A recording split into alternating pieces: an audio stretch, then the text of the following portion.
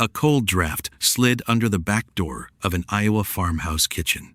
On the table sat a torn flour sack, a chipped saucer, and a needle threaded with white cotton. The stove gave off heat, but the floorboards still held the winter. A woman bent over the cloth, not making something fancy for company. She was making tomorrow's dish towel out of yesterday's empty sack. Because in many American homes, when something wore thin, it did not immediately disappear. It moved to the sewing basket, the rag bag, the pantry shelf, or the workbench. And before a family spent money, somebody usually asked one plain question: is there still life left in this? That question shaped household life before everyday things became disposable. It belonged to farm kitchens, city apartments, mining towns, mill houses, and mountain cabins. Our grandmother's generation did not always call it thrift, conservation, or sustainability. Most of the time, they simply called it taking care of what you had. Some essentials were sewn by hand. Some were patched, refilled, saved, or made from the remains of something else. But together, they formed a household system that kept money, warmth, food, and dignity from slipping away. Here are 25 everyday essentials many American grandmothers made, saved, or remade before so much of daily life came wrapped in plastic and designed for the trash. The first essential was the rag bag. In many practical households, worn cloth did not go straight into the garbage. Old shirts, split sheets, frayed towels, and soft flour sacks were cut into working pieces. A clean cotton square might wipe a child's face after supper. A rougher rag might clean stove soot, muddy boots, lamp glass, or bacon grease near the range. That bag was not clutter. It was a reserve of cleaning supplies, sorted by judgment more than by labels. Today, a spill often means tearing off a paper towel and throwing it away. Back then, a torn sleeve could become next month's dust rag. The real skill was not only saving cloth. It was knowing which worn-out thing still had another job left inside it. The second essential was the feed sack dish towel. In many rural homes, cotton sacks that once held flour, sugar, chicken feed, or seed were washed and opened flat. The fabric could be hemmed into dish towels, pillowcases, pantry curtains, or children's clothes. By the time patterned sacks became familiar, companies understood that families were keeping the cloth. A careful household noticed the difference between soft cotton and tougher weave. The softer pieces dried plates and jelly jars. The stronger ones handled flour dust, cast iron pans, and kitchen spills that came with real work. Modern packaging usually loses its value the moment it is emptied. A cotton sack kept serving after the flour was gone. The third essential was the homemade apron. For many women, an apron was not a costume or a decoration. It was a working tool with pockets. It protected the dress underneath, carried clothespins, held garden beans, and caught flour from the breadboard. A faded house dress, a man's worn shirt, or a good piece of sackcloth could become one. The seams did not need to be beautiful. They needed to hold through washing, cooking, sweeping, and carrying. That apron was part towel, part basket, part shield. It helped one good dress last through many ordinary days. In a disposable age, clothing often gets treated as temporary. In an older household, clothing was protected because replacing it was not always simple. The fourth essential was the mending basket. Inside might be needles, wooden spools, black thread, white thread, safety pins, patches, buttons, and a darning egg. A sock with a hole was not automatically finished. A shirt missing one button was not ruined. A child's coat with a torn elbow might still have another winter in it. Mending often happened near a lamp, after dishes were washed and the stove had settled down. The repair sometimes showed. That did not always mean embarrassment. It meant someone caught the damage while it was still small enough to answer. A small hole was not a death sentence. It was a warning. Most objects tell the truth before they fail. The question is whether anyone is paying attention.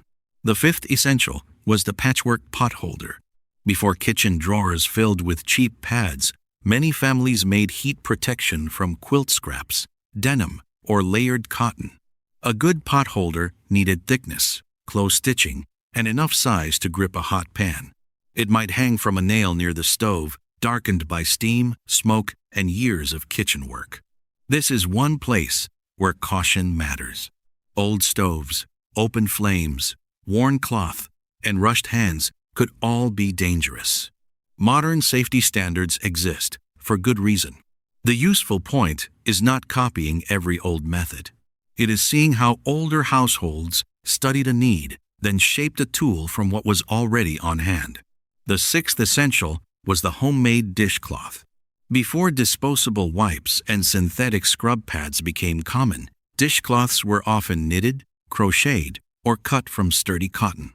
They washed plates, wiped counters, covered rising dough, and cooled on the edge of a wash tub. A good dishcloth had texture. It could scrub without treating every surface like the same problem. When it became too worn for dishes, it moved down to rougher work. First the sink, then the floor, then the porch, stove area, or rag bag. That was the hidden economy of the house. Not money in a bank, but usefulness stored in drawers, jars, baskets, and habits. The seventh essential was the saved string ball. Packages once arrived tied with cotton string, twine, or brown cord. Careful households saved the pieces and wound them into a ball. That string tied newspapers, supported tomato plants, closed paper sacks, bundled kindling, or held a parcel shut. It may seem too small to matter, but small supplies mattered when the hardware store was miles away, or when cash was being saved for coal, shoes, flour, medicine, or rent. Modern homes often lose value through tiny leaks. Older homes often guarded the little things because little things solved real problems. A drawer with string, tape, pins, and spare buttons was not random. It was a quiet defense against needless buying. The eighth essential was the button jar. A jelly jar full of buttons might look like clutter to a modern eye. To a grandmother, it was inventory. Buttons came off worn shirts, coats, work pants, baby clothes, and uniforms before the fabric became rags. Some were plain white. Some were dark coat buttons. Some were mismatched and waiting for a job where closure mattered more than beauty. When a shirt lost a button on wash day, the answer was already on the shelf. A jar, a needle, a spool of thread, and a few quiet minutes. The button jar tells the larger story. Disposable life trains people to see failure as final. Older household life often treated failure as a request for attention. A missing button, a torn towel, a thin sock, a cracked apron tie. Each one asked the same question in its own small way. Is there still life left in this? And in many American kitchens, the answer was usually yes. The ninth essential was the grease can by the stove. In many kitchens, bacon drippings or other cooking fats were saved after a meal. A tin can, crock, or small jar might sit near the cook stove, covered against dust. That fat could season beans, fry potatoes, enrich cornbread, or keep a skillet from going dry. This was not a romantic picture of poverty. It was household arithmetic.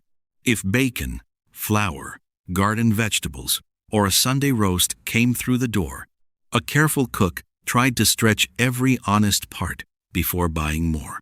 Modern kitchens often pour usefulness down the drain.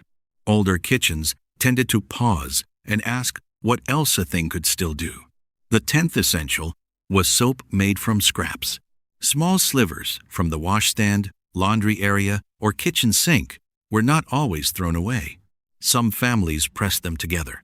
Others softened scraps into a rough soap jelly for washing floors, jars, or work clothes. On farms and in some rural households, soap making could also involve rendered fat and lye. That was serious work, and it should not be copied casually today. Lye, heat, fumes, and bad measurements could cause real harm. The safer truth is the household pattern. Even the last thin curl of soap had a job. Cleanliness was not disposable. It was managed. The 11th essential was the vinegar bottle kept for cleaning. A jug of vinegar belonged as much to the working kitchen as to the pickle crock. It helped with sour smells, cloudy glass, mineral stains, and ordinary wiping jobs. Many families relied on simple supplies instead of a cabinet full of specialized sprays. A rag, warm water, vinegar, and steady effort handled many everyday messes. That does not mean every old cleaner was safer or better. Some older household practices were harsh, wasteful, or risky by modern standards. But the contrast is worth noticing. Grandma often knew the purpose of the cleaner. Today, many bottles hide the purpose behind a label, a color, and a scent.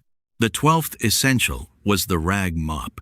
When towels became too rough for dishes and shirts too thin for wearing, strips of cloth could be tied, stitched, or clamped to a handle for floor work. A kitchen floor caught ashes, mud, spilled milk, flour dust, and wet boot tracks. It needed a tool that could take punishment. A rag mop could be rinsed, wrung, dried, repaired, and finally demoted again. Best cloth touched skin and dishes. Worn cloth touched floors.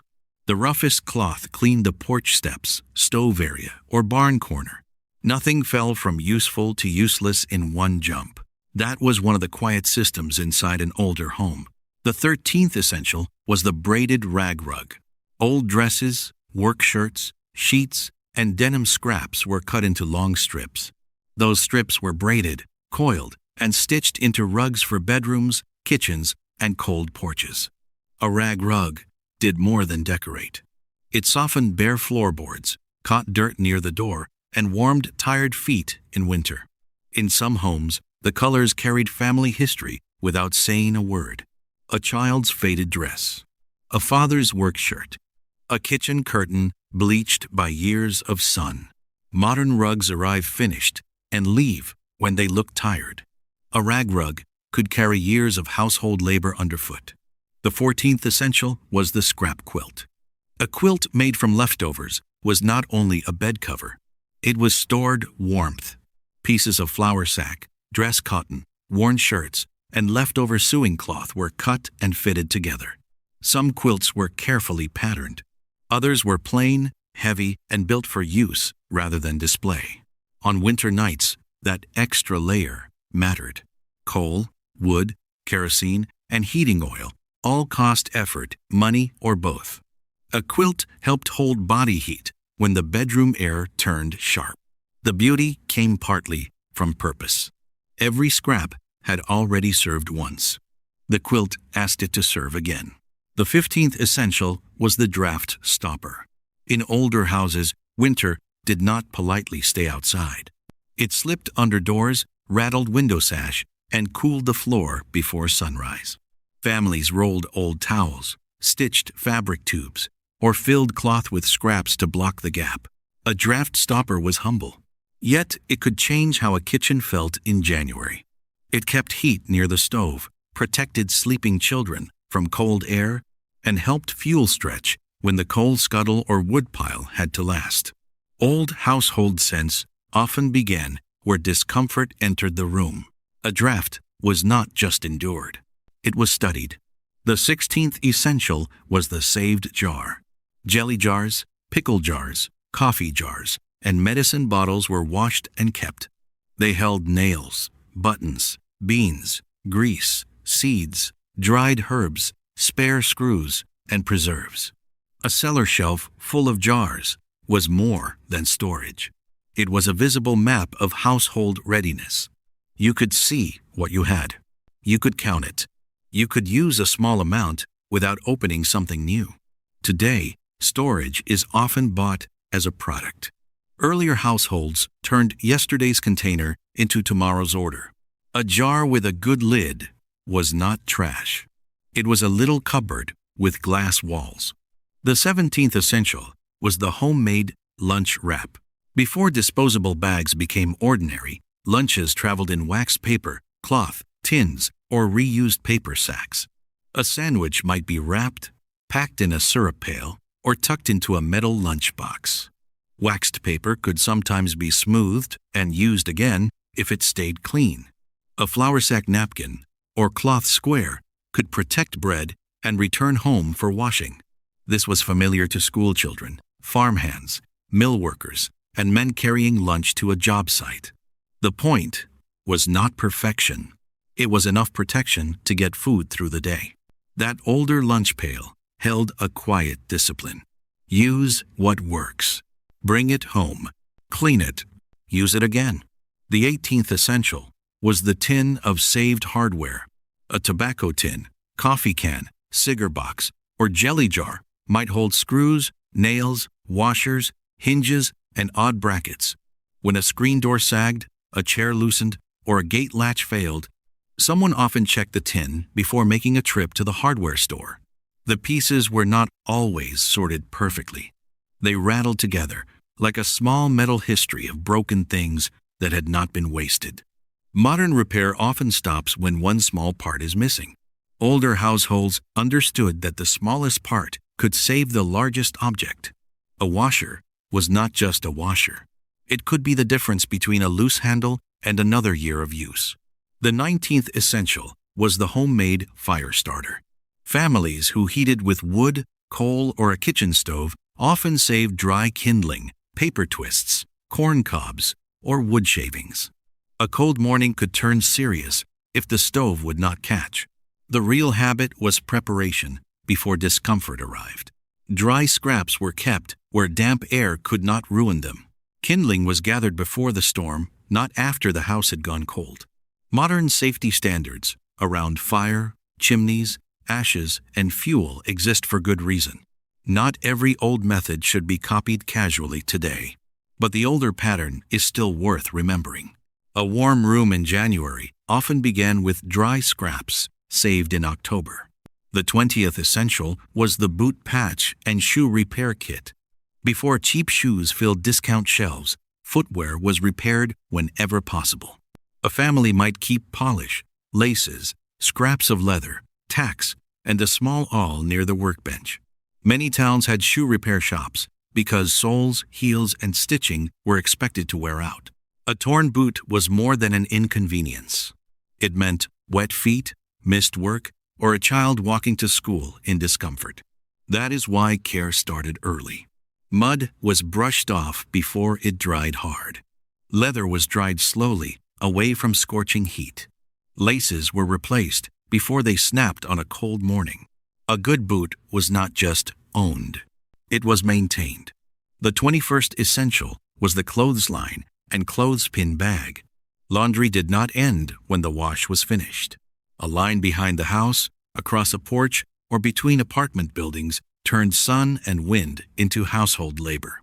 A clothespin bag, often sewn from scrap fabric, kept pins ready and dry.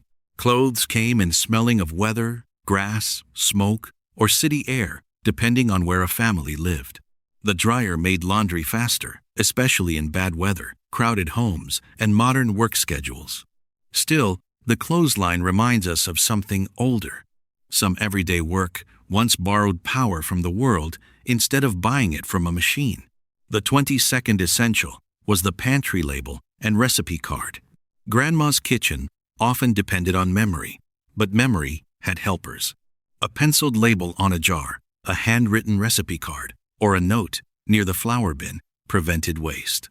It told what was inside, when it was put up, or how much was needed for a familiar dish. A pantry shelf could look simple, but it carried a quiet system. Use the older jar first. Do not lose the beans behind the molasses. Do not guess when food safety matters. In preserving and storage, modern guidance exists because spoiled food can be dangerous. The useful point is not pretending every old method was safe. It is knowing what you have before it disappears in the back of a shelf. The 23rd essential was the homemade scrub brush substitute. When a brush wore down, people did not always replace it immediately. A corn husk, stiff rag, worn broom end, or scrap of burlap could scrub mud, pots, porch boards, or garden tools. Different surfaces called for different roughness. Cast iron, enamel, wood, and tin did not all tolerate the same treatment. That kind of judgment is easy to lose when every task has its own disposable pad. Older households often knew the material first. Then they chose the tool. The work was slower, but less blind. The 24th essential was the seed envelope. Many gardeners saved seeds from beans, peas, tomatoes, flowers, and herbs when conditions allowed. They dried them, folded them into paper, and marked the packet with a name and sometimes a year. A seed catalog might sit nearby, worn at the corners, and studied in winter. Seed saving was not always simple. Some plants do not come true from saved seed, and weather, variety, and storage all matter. Still, the habit carried a powerful idea. A garden was not only this year's food, it was next year's possibility, held in a paper envelope. The 25th essential was the repair notebook of the mind. Some families wrote things down. Many simply remembered. Which window sash swelled in damp weather. Which stove handle loosened after a week of cooking. Which porch step complained under weight. Which chair needed glue before company came. A practical household kept watch. Maintenance was not a special event. It was woven into sweeping, cooking, washing, carrying, and listening. A squeak, a draft, a crack, a wobble, a leak. Each one spoke before failure arrived. Today, many homes are filled with objects designed to be replaced rather than understood. But a house still rewards attention. A hinge still warns. A blade still dulls. A towel still thins at the edge. The deeper pattern behind these 25 essentials is not that the past was easy. It was not. Laundry was heavy. Stoves demanded care. Winter could be harsh. Many people worked too hard because they had no better choice. Nostalgia should never sand the rough edges off real life. But older households carried a kind of practical intelligence that convenience can quietly weaken. They knew the path from shirt to apron, from apron to rag, from rag to mop. They knew a jar could become storage, a sack could become cloth, and a scrap could become warmth. They knew usefulness often has layers. That is the part worth carrying forward. Not every old repair, not every risky method, not the hardship itself. What matters is the habit of looking closely before discarding. Before everything became disposable, a home was full of second chances. A button jar on the shelf, a quilt across the bed, a lunch pail coming back empty, a string ball growing in the drawer, a tin of screws waiting beside the workbench. Each object answered the same question in its own plain way. Is there still life left in this? For many grandmothers, the answer was not sentimental. It was practical. Use it well. Repair what can be repaired. Save what still has purpose. And never confuse worn with worthless.